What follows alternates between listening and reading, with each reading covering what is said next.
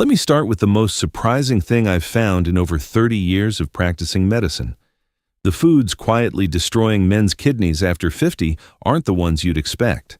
Sure, everyone knows deep-fried everything isn't great for you, but diet soda, hard cheese, that healthy spinach you've been tossing into your salad, that's where it gets complicated. And that's exactly what we're going to talk about today.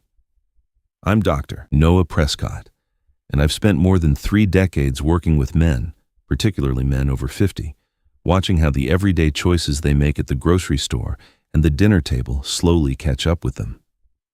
Kidney disease doesn't announce itself. It creeps in quietly, and by the time most guys notice something's off, a significant amount of damage has already been done. Here's something I ask every new patient who walks into my office. Tell me what you had for breakfast this morning. You'd be surprised how often that single question tells me almost everything I need to know about where their health is headed. Because what you eat every single morning, what you've probably been eating for decades, could be working against your kidneys right now, today. After 50, your kidneys aren't the same organs they were at 30. Their filtering capacity naturally decreases. They become more sensitive to sodium, phosphorus, processed chemicals, and acid load. Things your body used to handle without breaking a sweat now pile up and create real damage. The good news is that a few smart, deliberate changes, not a complete diet overhaul, can make a meaningful difference in protecting these organs for the long haul. Today I'm going to walk you through the 8 worst foods for your kidneys after 50. I'll tell you not just what to avoid, but why it matters at your age specifically, and what you can swap in without turning every meal into a chore. Before we get into it, all the research I'm referencing here is peer-reviewed, and I'll cover it straight without any agenda. Let's get into it. I want to start with the one that surprises people the most: artificial sweeteners. Most men figure they're making a smart trade. Skip the sugar, drink the diet version, stay lean. I get it. The logic makes sense on the surface. But here's what the research actually shows, and this is something I started paying close attention to about 10 years ago. A 2024 study published in JAMA Network Open, one of the most respected medical journals out there, tracked 127,830 participants over about a decade. What they found stopped a lot of people in the medical community cold. Consuming more than 1 serving per day of regular sugar-sweetened drinks increased chronic kidney disease risk by 19%. But artificially sweetened drinks? They increased that risk by 26%. Diet soda is actually harder on your kidneys than regular soda. That is not a typo. Here's why. Artificial sweeteners mess with your gut microbiome, the bacterial environment in your digestive system that regulates inflammation, insulin response, and metabolic function. Over time, they make your body handle sugar less efficiently, push you toward insulin resistance, and drive up systemic inflammation that your kidneys have to deal with. After 50, when your metabolism is already slowing down and your kidneys are already working with less reserve capacity, this compounds fast. These sweeteners are hiding everywhere. Diet sodas, sugar-free yogurt, low-calorie protein bars, flavored waters, sugar-free gum, light salad dressings. If a label says 0 sugar or diet, there's a good chance artificial sweeteners are in there. What I tell my patients, use a small amount of monk fruit extract if you need sweetness. It's a natural option with antioxidant properties that won't spike blood sugar or trigger the same kidney stress response. Better yet, get your sweetness from whole fruit. The fiber and antioxidants change how your body processes the natural sugars. Just keep portions reasonable. Fruit sugar is still sugar. Now let's talk about carbonated soft drinks more broadly. Even if you've already cut out diet soda, this category deserves its own conversation because the damage mechanism goes beyond sweeteners. A 23-year study following over 15,000 Americans, average age 54, which is right in the demographic most of you are in, found that compared to people drinking less than a glass of soda per week, those drinking 5 to 7 glasses weekly had a 33% higher risk of developing end-stage renal disease. For those drinking more than 7 glasses a week, that risk jumped to 83%. That's not a small signal. That's a major dose-response relationship. Part of what's driving this is phosphoric acid. It's what gives dark sodas that sharp bite. Your kidneys have to filter phosphorus out of your blood. After 50, that process gets slower and less efficient. When phosphorus builds up, it starts to combine with calcium and deposit in your blood vessels and kidney tissue, making blood flow harder, raising your risk of clots, and accelerating kidney function decline. A separate study of over 3,000 Americans found that people who drank the most soda and sweetened fruit drinks had a 61% higher chance of developing CKD than those who drank the least. That's not just regular soda. It includes energy drinks, sports drinks, vitamin-enhanced waters, flavored drinks, and pre-made smoothies. The whole category carries risk. If you're hooked on the carbonation, plain sparkling water, especially infused with a slice of lemon, cucumber, or some fresh mint, gives you that fizzy sensation without the phosphoric acid or sweeteners. If you're a regular coffee drinker, I want to be clear. Moderate coffee consumption, 2 to 3 cups a day, black or with a small amount of real dairy, has not been shown to harm kidney function, and some studies suggest it may even be mildly protective. The concern with sodas is not caffeine alone, it's the full chemical package. Processed meats, bacon on the weekend, deli sandwiches at lunch, sausages at the cookout, these are deeply embedded in American food culture, and I'm not here to tell you to never enjoy them again. But I do need you to understand what's happening when you eat them regularly after 50. These products are loaded with sodium, sometimes 600 to 900 milligrams per 2-ounce serving. When that sodium hits your bloodstream, blood pressure spikes, your vascular system strains, and your kidneys are forced to work overtime to bring everything back into balance. High blood pressure, over time, is one of the single most destructive forces on kidney tissue. It doesn't just stress the kidneys, it scars them.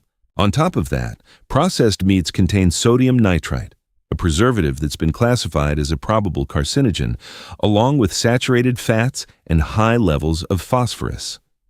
After 50, when kidney clearance slows, these compounds don't get filtered as efficiently as they once did. My recommendation: limit processed meats to 1 or 2 servings per month, not per week. When you do have them, stick to about 2 ounces, trim visible fat, and pair them with fresh vegetables, not more processed sides. Fresh white fish, skinless chicken, tofu, tempeh, lentils, and mushrooms are all excellent protein alternatives that don't create the same acid and sodium burden on your kidneys. Fried foods, baked goods, and instant noodles belong together in this conversation because they share the same core problem. They're ultra-processed foods, UPFs, high in trans fats, sodium, and a class of toxic compounds called advanced glycation end products, or AGEs. Here's how AGEs work. When food is cooked at very high temperatures, like frying, chemical reactions occur that create these compounds. Your kidneys are responsible for clearing AGEs from the body. But AGEs also directly damage kidney structures, and they accumulate over time, driving chronic inflammation deep in kidney tissue. The longer you eat this way, the harder your kidneys work and the faster they decline. A single serving of instant noodles can carry close to 800 milligrams of sodium. A couple of crackers from a typical bakery package can add another 265 milligrams. These things add up fast, especially if you're already getting sodium from other processed foods throughout the day.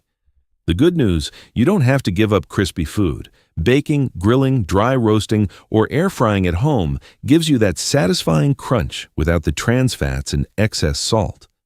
If you want noodles, try zucchini noodles, rice noodles, shirataki, or bean-based pasta with a homemade broth seasoned with herbs. If instant noodles are a staple for you, use no more than 1/4 of the seasoning packet and add real vegetables on top. That one move alone cuts the sodium dramatically. Canned soups and canned vegetables look harmless, and for a lot of men, they're a go-to pantry staple. Quick, cheap, easy. I get it. But here's the problem. Canned goods are heavily salted to extend shelf life and enhance flavor, and that sodium content is genuinely dangerous for aging kidneys. The U.S. dietary guidelines recommend staying under 2,300 milligrams of sodium per day, roughly a teaspoon of table salt. If you have high blood pressure, diabetes, or any kidney issues, the target drops to 1,500 milligrams. That's about half a teaspoon total across everything you eat. Now consider this. A single can of soup typically contains between 700 and 1,200 milligrams of sodium per serving. One bowl of soup can use up more than half your daily limit before you've eaten anything else. The comparison between canned and fresh vegetables is eye-opening.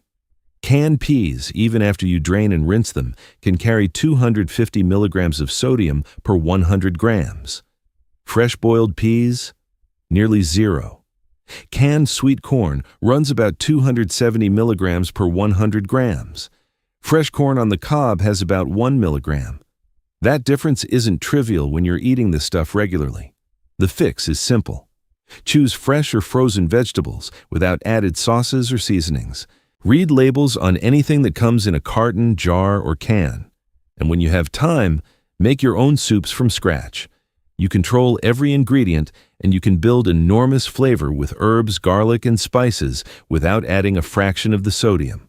For some kidney-friendly vegetables that also help manage blood pressure through potassium balance without overloading kidneys on potassium, think broccoli, cauliflower, cabbage, carrots, and bell peppers. Instant sauces deserve their own section because most men don't think about them. You're watching what you eat, you've cut back on red meat, you're making smarter choices, and then you're pouring a store-bought sauce over everything that quietly undoes half of it. Ultra-processed instant sauces, and most store-bought versions qualify, contain 70 to 100% more bioavailable phosphorus and potassium than less processed options. Here's why that matters. When phosphorus comes from plant-based foods, your body absorbs about 20 to 50% of it. From animal-based foods, around 40 to 60%. But from additives and UPFs, your body absorbs close to 100%. That's a massive difference in how hard your kidneys have to work. 2 tablespoons of common Oriental sauces, BBQ sauce, marinades, ketchup, or gravy can contain up to 2,200 milligrams of sodium. The daily recommended limit is 2,300. You've essentially used your entire daily budget in a condiment. A half-cup serving of jarred pasta sauce ranges from 150 to 2,000 milligrams of sodium depending on the brand. The spread is enormous, and most people grab whatever's on sale without checking. Make your own sauces when you can. Fresh tomatoes, olive oil, garlic, basil, and a little salt you control. That's a pasta sauce your kidneys can handle.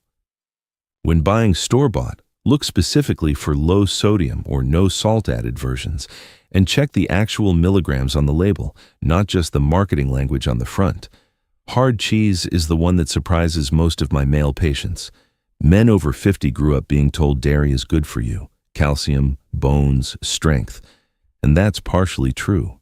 But hard cheese specifically creates a problem that most people don't know about. Hard cheeses like cheddar, parmesan, and similar varieties are among the most acid-forming foods in the human diet. They're high in both protein and phosphorus, and when your body metabolizes them, the byproducts make your blood more acidic. Your kidneys respond by working to excrete that acid and restore blood pH balance. Over time, especially in men over 50 whose kidney function is naturally declining, this constant acid management contributes to bone and muscle loss and accelerates kidney function decline. Doctors call this state dietary acid-induced kidney stress, and in advanced cases, it leads to a condition called metabolic acidosis. Most hard cheeses also contain 300 to 450 milligrams of sodium per serving, added during production to control moisture and bacteria. And the high calcium-phosphorus ratio in these cheeses creates another issue. As kidneys age and lose filtering efficiency, they struggle to clear excess minerals. This can lead to calcium phosphate deposits in kidney tissue, driving inflammation and further function loss. I'm not saying cut out all dairy. Soft and fresh cheeses, mozzarella, ricotta, cottage cheese, are much lower in acid load and generally easier on the kidneys. Plant-based calcium sources like kale, broccoli, and fortified soy milk are also solid options. If you're a hard cheese guy, think of it as an occasional flavor accent, not a daily staple. Red meat and organ meat. This is the one I have the longest conversations about in my practice. Because for a lot of men over 50, meat is non-negotiable. I understand that. But here's what I need you to understand about what's happening physiologically. Red meat and organ meat are high in sulfur-containing amino acids. When your body breaks these down, they produce sulfuric acid, which makes your blood more acidic. Your kidneys then have to compensate to maintain stable blood pH.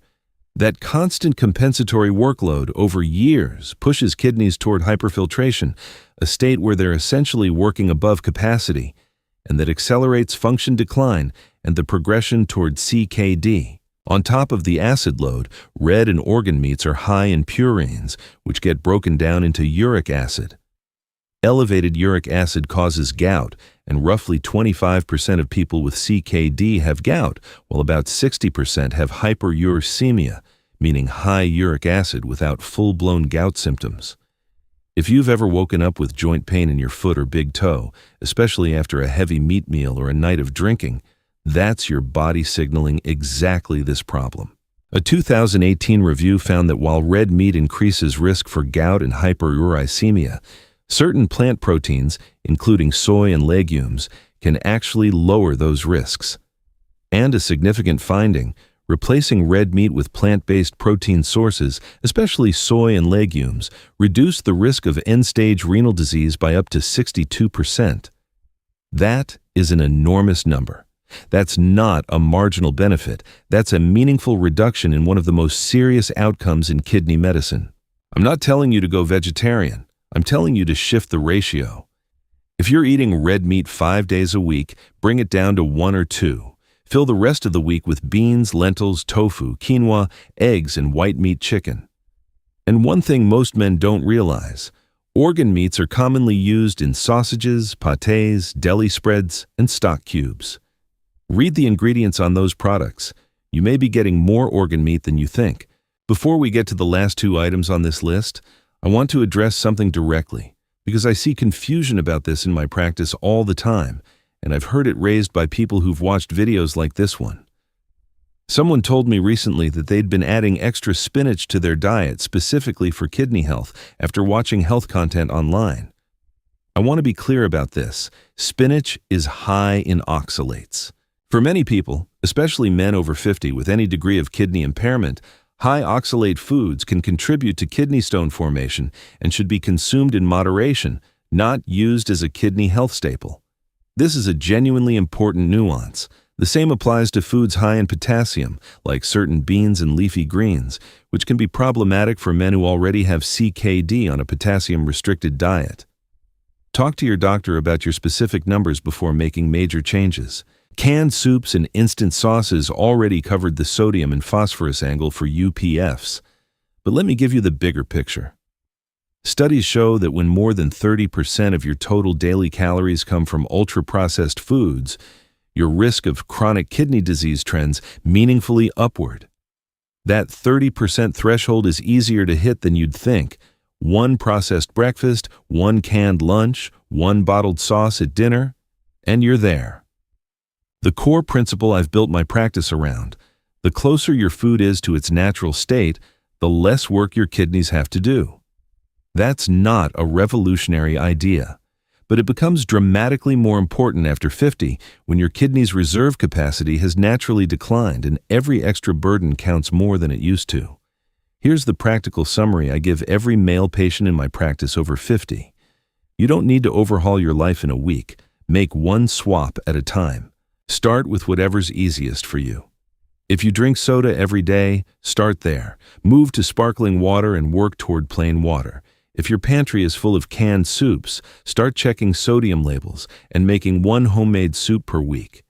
If you've been seasoning everything with bottled sauces, try 1 week of cooking with fresh herbs and garlic instead.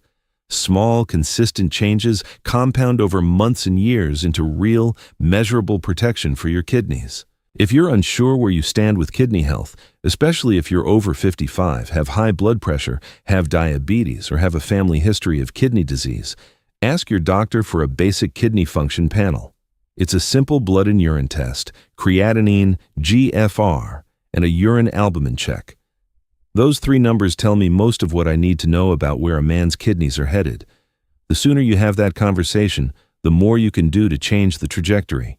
If you've been dealing with fatigue, swelling in your legs or ankles, changes in how often you urinate, or persistent lower back discomfort, those can be early signals worth taking seriously. I've got a video covering the full range of kidney warning signs. I'd encourage you to check that out next. I'm Dr. Noah Prescott. Take care of those kidneys. They've been working hard for you for 50+ years. They deserve some attention back. Stay healthy, gentlemen.